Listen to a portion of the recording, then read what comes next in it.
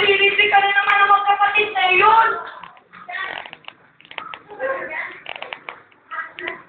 Nakita ko rin naman ang ginatago nga! Ay, ang dalagang anak! Pinakita ng siyago! Maria Clara ang pangalan niya! Maria Clara? Pati ang pangalan niya ay napakapamili!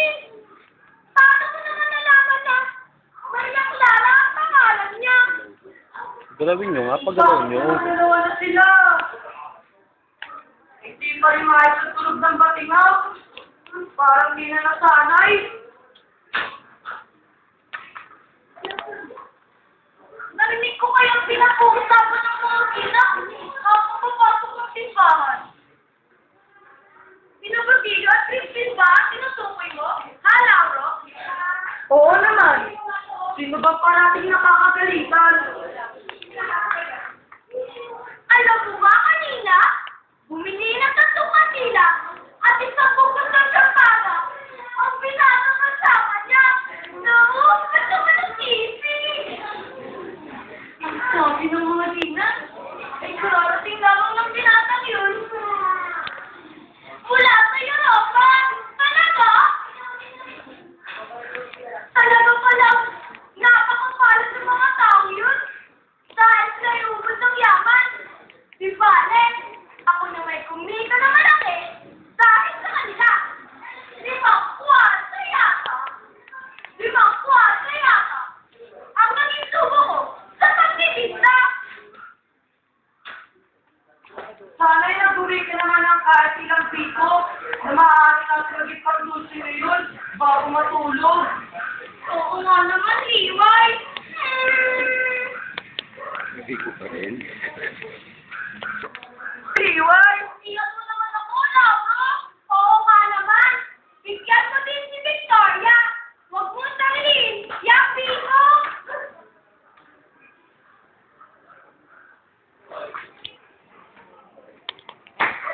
Ano ka pinagkakaguluhan ninyo? Binigyan kami ni Liway. Ang biko na binili niya. Gusto mo? Salamat na lang. Masarap din siyang doon sigirahin ko. Nakakaubos lang. Ha? Talaga? Pulburon. Pulburon ang dulce. Kinain ko. Saan ka naman kukuha ng pulburon?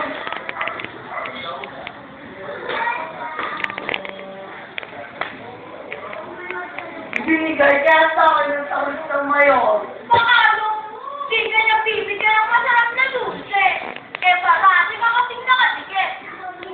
Dahil mo pa, ang isang aso mo lang, na parati ka kabusot, nasakit ng bayan. Aba, hindi yata. Sadya lamang. Talagang natutuwa siya sa akin. Dahil ginagawa kong parati, ang lahat-lahat na kanyang pinaguton. Kahit nali, ano sabi mo? Wala! Ang sinabi ko ay... Malahay na gusto ka niya maging anak. Aba, hindi masama. Sa kahit ang pamilya ko. Siya, doon niya ako tutulogin. Sa silid niya, di na matiis na ako'y matulog. Ngunit umuwi ng lugar, yung baong to.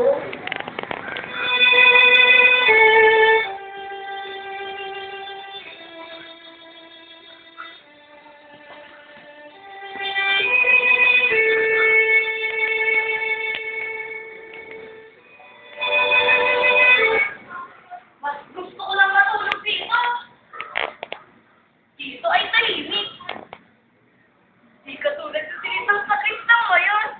Kung saan, hindi ka makakatulog dahil sa sobrang lakas makilig at tao yun.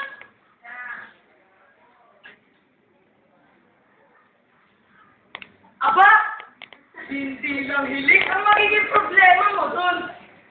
Jack, mamamatay ka sa sobrang baho ng kilikililon. At paano ka pa? Sa maraming pagkakot ng matulong yun, sa loob ng kanyang salway. Bakit kaya siya? Parating na pa ako sa loob ng kanyang salway. Marahil ay meron siyang ang tayo. Marahil ko sa Krista Mayor, ang mga sinasabi nyo tungkol sa kanya. Bawat! Kami naman ay nagpipiro lamang. Kung tama si Victoria, ang hilig magsimula ng pagpipiro sa Krista Mayor.